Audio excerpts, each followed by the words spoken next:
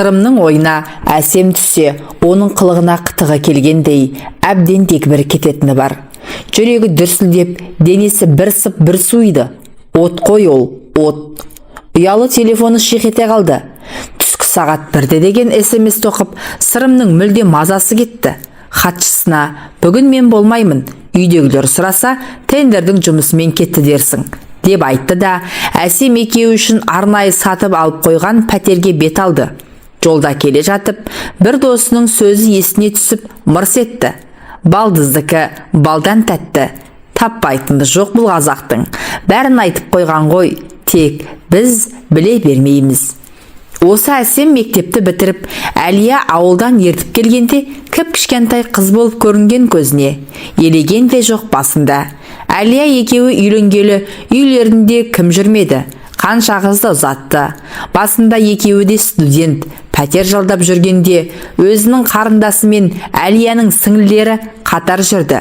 Бір бөлмелі пәтерде солардың ұйықтауын күтіп, сарылып жатқан уақыттарын айтсаңшы. Кейін олардың балаларды жүрді, әйтеуір зырылдап өтіп жатқан уақыт. Қазір ғой, қанша адам жүрсе де білінбейді. 3 қабатты үйден. Санай берсе, бұрын бір бөлмелі жатақханада 7 адам тұрыпты. Ол кезде Әлия қандай еді? Тура осы әсем сияқты жанып тұратын. Жүрегі шым ете қалды. Уәделі жерге келіп тоқтағаны сол еді. Әсем машинаның артқы есігінен кірді де, дереу Сырымның қолын сүйе бастады. Жаным, сағындым сені. Қанша уақыт болды? Әпкем жаныңнан шықпай қойды ғой, деді Әсем Сырымның қолын ұстап тұрып. Қойшы осындайыңды. Бір кездескенімізде көңіл күйді бұзбай. Өзің көріп жүрсің ғой, үйде күнде қонақ. Әлияны емес, қонақты тастап кетіп қалғаным ұят қой, деді Сырым Әсемнің қолын қысып. Иә, енеңмен қайнатаң келіп шыға алмай қалдың ғой. Менің енем мен атам болса, сенің атаң мен әжең. Қой, осы жерде тағы да ұрысып қаламыз. Жүрші, пәтерге барайық. Бүгін түнге дейін уақытымыз бар. Әпкең ағаңның үйіне қонаққа кетті, деді Сырым. Атам мен әжем ағамның үйінде ме? Олар қашан келеміз деп кетті, деп Сырымға сұраулы жүзбен қарады. Білмеймін, ұлының үйінде 1-2 күн жататын шығар. Өздерінің махаббат ұясы деп атайтын арнайы сатып алған пәтеріне қол ұстасып кірді. Қашан көшеде сенімен емін-еркін, жан-жағыма жалтақтамай құшақтап жүреді екенмін, деді Әсем подъезге кіргесін басын Сырымның иығына қойып. Сырым үндеген жоқ. Не дейді? Өзі де білмейді. Махаббат ұясы деп Әсемге арнайы сатып әперген пәтердің кілті екеуінде де бар. Әсем бұл үйді өзінің талғамымен жасаулап қойған. Сырым мен Әсем 2 жылдан бері түскі астарын осы жерде ішіп жеп, сағыныштарын басып кетеді. 3-4 күн бойы үйде көздермен ғана аймаласып, ойша ғана бірін-бірі сүйіп құшып жүрген ғашықтар есіктен кіре сала жабыса кетеді. 20-ға енді толған қыздың денесі қандай, талшыбықтай майысып, ермесіңе қоймайды. Сырым жас қыздың махаббатына мас болып үнсіз жатты. Әсемнің өзін ерекше сүйетініне көзі әлде қашан жеткен. Ас үйде әндетіп шай қойып жүрген Әсемге сүйсініп қарап жатып ойға шомды. Балдызы екеуінің қарым-қатынасы туралы ойлай бастап еді, жүрегі құрғыр тағы шым ете қалды. Күннен күнге Әлия екеуінің арасы суып барады. Үйде жүрген кезде Әлияны еркелетіп, ең болмағанда қолынан ұстайын десе, қастарында жүрген Әсемнен батпайды. Өз үйінде өзі ұрлық жасап жүргендей, қатынына жолаудан қалды. Әлия екеуінің анда-санда шүйіркелесіп отырғанын көрсе бітті, Әсемнің мазасы кетеді. Түскі кездесу ұрыс-керіс, жылау-сықтаумен аяқталады. Әлияға сіңліңді бөлек шығар десе, кіп-кішкентай қызды жалғыз қайда шығарамын? 3 қабатты үйден бір бұрышыңды қимайсың ба деп, ертең ағам сөйлемей ме деп, ол әңгімені тоқтатып тастады. Қайнағасы келген сайын, Құдай бізге сендей күйеу баланы бергеніне рахмет. Қыздың оқуын төлеп те жатырсыңдар, үйлерінде тұрып та жатыр. Ауылда отырып қызымыз не болды деп қайырмаймыз да уайымдамаймыз, рахмет деп кетеді. Ал бұл жүр, не істерін білмей басы қатып. Басында жеңіл қалжыңнан басталған балдыз бен жезде ойыны енді міне өзінің ойынша өмірлік машақатына айналып тұр. Тұрыңыз жезде, шай дайын, деді мазақтай кірген Әсемді қолынан ұстап өзіне тартып еді, ол да құшағына құлай кетті. Күндегідей асығыс емес. Бүгін екеуі де еркін, түнге дейін уақыт бар. Әсем кеше атаммен әжеммен бірге ағамның үйіне барамын деп Әлия әпкесінен сұранып кеткен. Кіші қайнысының үйі маңайда, балдызын кештетіп апарып тастаса болды. Ешкім де күдіктене қоймайды. Ал Әлия бүгін мұны іздестірмеуі тиіс. Екеуі шай ішіп, жаңбырдан кейін шайдай ашылған алматының ажарына терезеден қарап отырып, өздерін бақытты сезінді. Бірақ бұлардың тып-тыныш, емін-еркін отырыстары ұзаққа созылмайды. Әсемнің ойына әпкесі түссе бітті, түр басы өзгеріп, жездесін қызғанып, жылап-сықтап мазасын кетіреді. Ол сондай ұрыстардан кейін осымен бәрі бітті деп қанша айтты? Қайдан? Үйінде ары-бері көз алдында көлбеңдеп, тәтті қылығымен мұны өзіне тез-ақ тартып алады. Әпкесіне осының бәрін қалайша сездірмейтініне сырымның таңы бар. Не дегенде де балдызының жап-жас тәнін тез-ақ сағынып қалады. Әлгіндегідей ұрсудан соң сенің қатының болса, менің баратын жерім бар дегендей кейіп танытып, қызғанышын оятып мазасын қашырады. Ақыр өзінің қалай Әсемнің қойнынан шыққан білмей қалады. Көзден кетсе көңілден кетер ме еді. Бірақ Әсем 12 ай бұның үйлерінде. Жезде, осы жүрісімізді бір күні әпкем біліп қойса қайтеміз? Қойшы Әсем, сен де айта береді екенсің. Ол қайдан біледі, егер сен өзің айтып қоймасаң? Қашанға дейін осылай тығылып жүре береміз? Біліп қояма деп қатты қорқам. Ойласам, өле салғым келеді. Қай Құдай мені сенің үйіңе алып келді екен? Әсем, осы күнді ұрыспай, ренжіспей өткізейікші. Қанша күннен бері сенің есіңді сағындым. Саған айтуға оңай. Мен күнде Құдайдан әпкем біліп қоймаса деп тілеймін. Бірақ сені көрген кезде өзімді ұстай алмай қаламын. Мен де ұсталып қалып, елге қарабет болам ба деп қорқамын. Басқа қыз жоқ па, дейді ғой естіген жұрт. Құшағындағы қызды құшақтап жатқан сырым негізі өзінің ешкімнен қорықпайтынын, тек балаларының көңіліне қаяу түсіргісі келмейтінін ойлап жатты. Қасындағы кәсіпкер досы Ерлан да тоқал алып алған. Бірақ бақыттан басы айналып жүргенін көрген жоқ. Бәйбішесі Ерланмен мүлдем сөйлеспейді. Балалары әкесінен көңілдері қалып, бізді бір қатынға бола тастап кетті деп өкпелеп жүр. Тек ақша керек болғасын ғана бәйбіше де, бала да кетпей отыр. Ал тоқалынан бала туып, бәйбішемен басқосудан басқа тірлігі жоқ. Анда-санда кездесіп сөйлесе қалсаң, біздің баламыз екінші сорт, бірінші орында бәйбішенің балалары. Бұл кісінің ойында солар ғана деп зарлайды да отырады. Бүгінде Ерлан өліп өшіп алған тоқалынан безіп отыр. Қазір екі қатынға да қарамай, кездесе кеткен қызбен сыртта көңіл көтеріп жүр. Ана жолы бұл, Әсемді алам ба не істеймін деп Ерланға ақыл қос деген кезде Ерлан: "Сіреке, менің ақылымды тыңдасаң, бір қатынмен ғана өмір сүруге екен. Сонда адамның көңілі орында, өмір тыныш өтеді екен. Жүрме демеймін, жүр. Бірақ тоқал алып, онымен бақытты болып кетем деп ойлама. Бір-бірінен қызғанып, шақшадай басыңды шарадай қылады. Не қыласың?" деді. Бірақ Әсемнің жөні басқа сияқты. Өйткені ақшаға бола жүр дейін десе, әпкем біліп қояды деп бір тиын алмайды. Әпкесі берген тиын тебенге қанағат етіп жүре береді.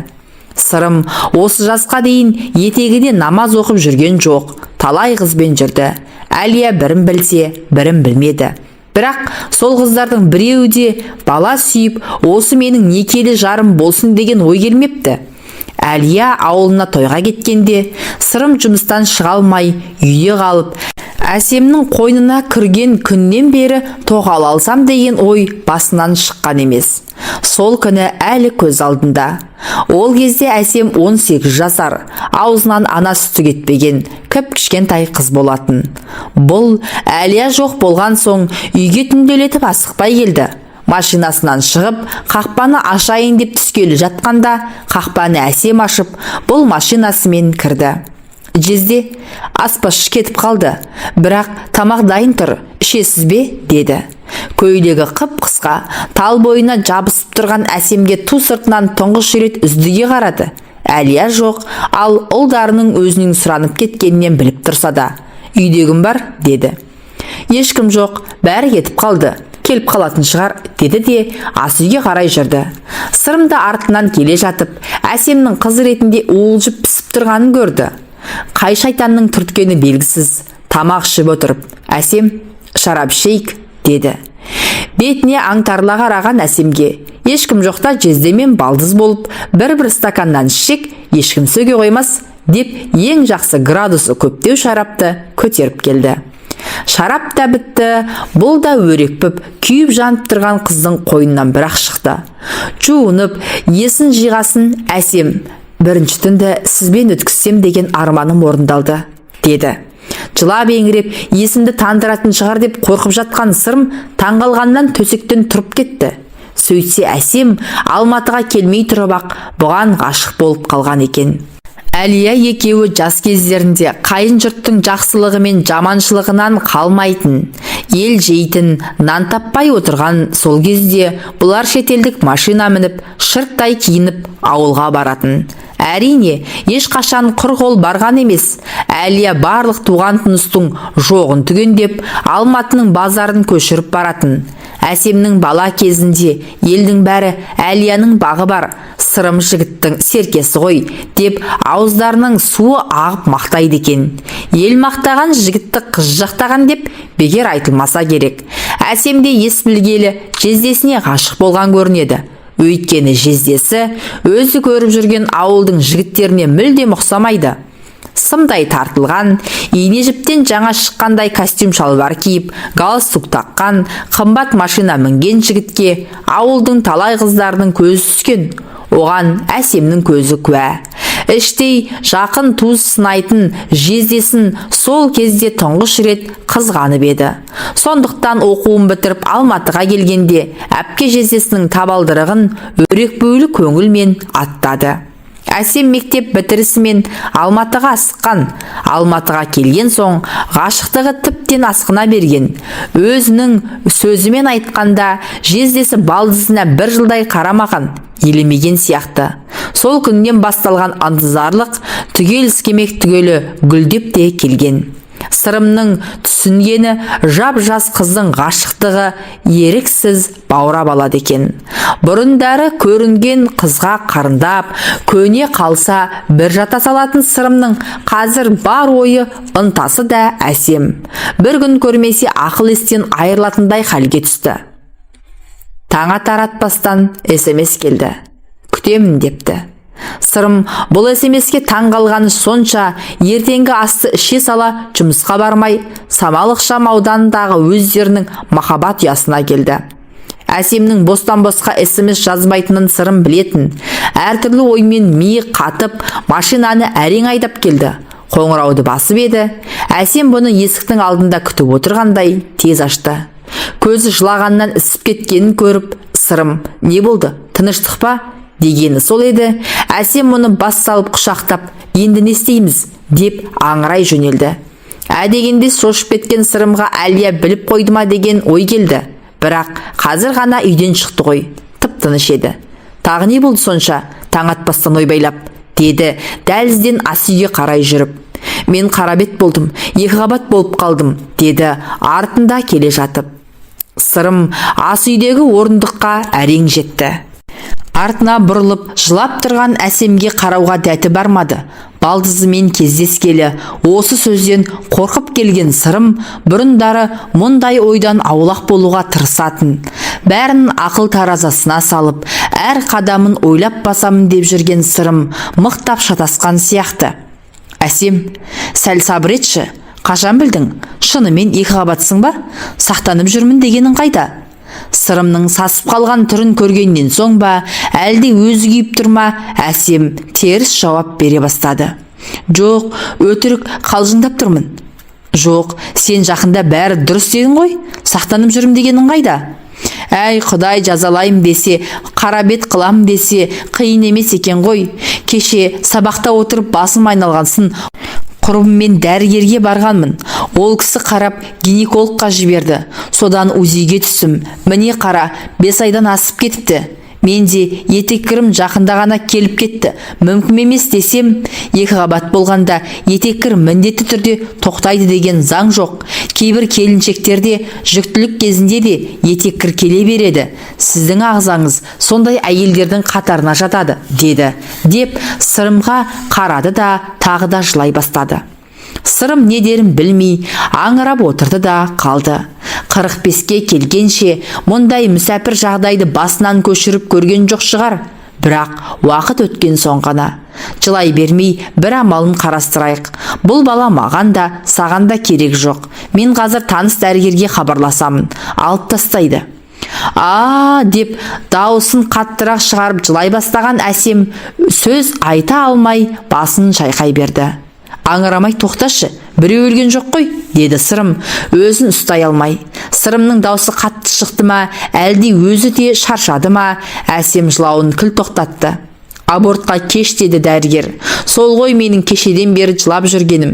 Не істеймін енді? Әке-шешем не дейді енді? Жылай бермеші жаным. Сен маған сенесің ғой.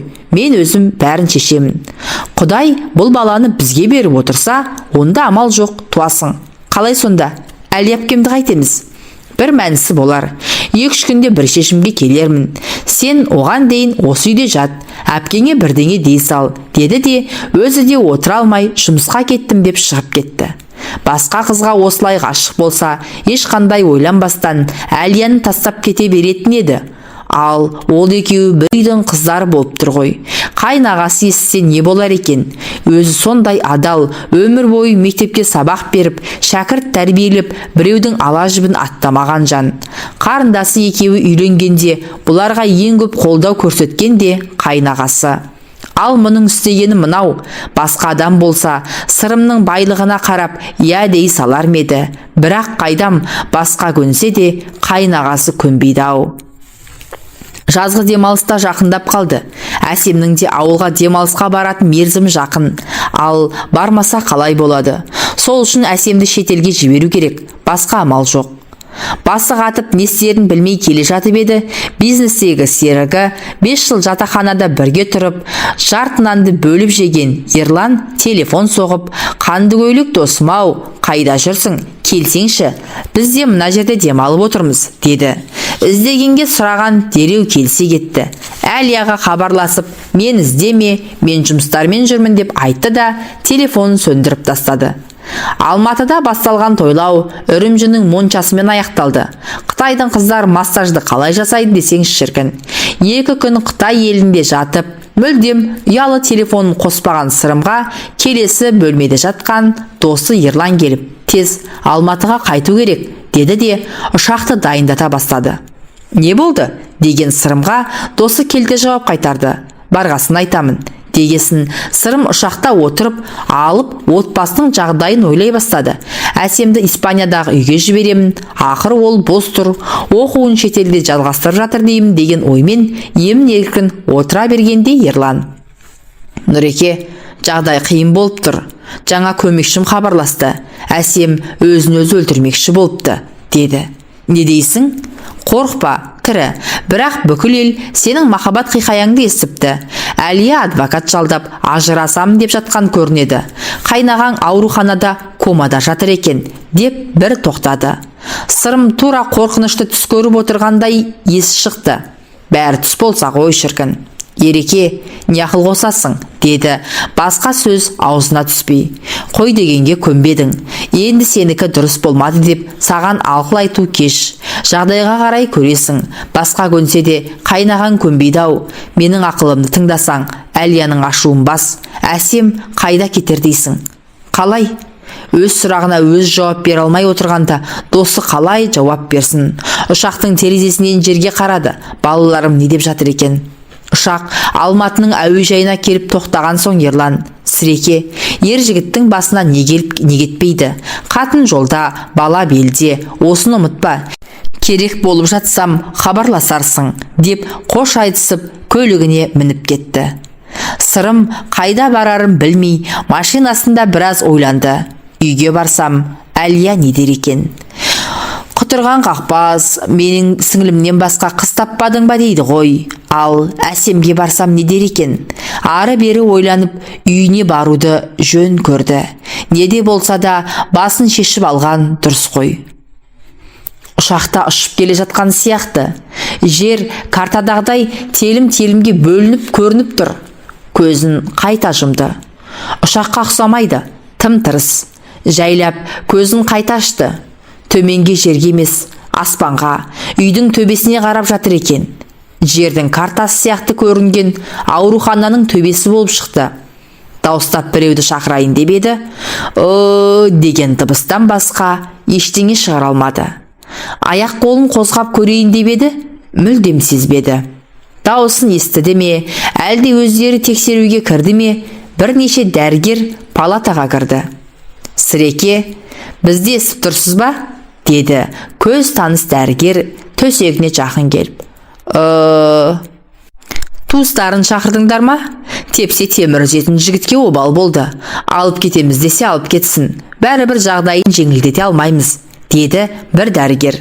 Өзара бір-біріне медицина тілімен сөйлесіп, бастарын шайқап шығып кетті. Маған не болды дейін десе, тілге икем келмей қойды. Дәрігерлер шығысымен Мейірбике кіріп, дәрі-дәрмегін құя бастады. Сырым Мейірбикеден мен қайдамын деп сұрайын деп еді, деген дыбыстан басқа ештеңе шықпады. Мейірбике түсінді ғой деймін. Сіз қалалық хирургияның жансақтау бөліміндесіз. Құдай сақтап, жаныңыз аман қалды. Бірақ инфаркттан кейін оң алуға уақыт керек. Сондықтан сөйлей алмай жатырсыз. Дәрігерлер аяқ қолыңыз жансызданып қалды дейді. Қарындасыңызға хабарластым, келіп қалар, деді де ем-домын жасап шығып кетті. Бәрі ойына түсті. Жүрегі құрғыр тағы да қыса жөнелді. Дәрігерлер қанша айтты? Семіздік қан қысымын көтереді, ал ол айналып келіп жүрекке салмақ түсіреді деп. Тыңдады ма? Және соңғы күндері басынан өткен оқиғаларды ешкімнің басына бермесін.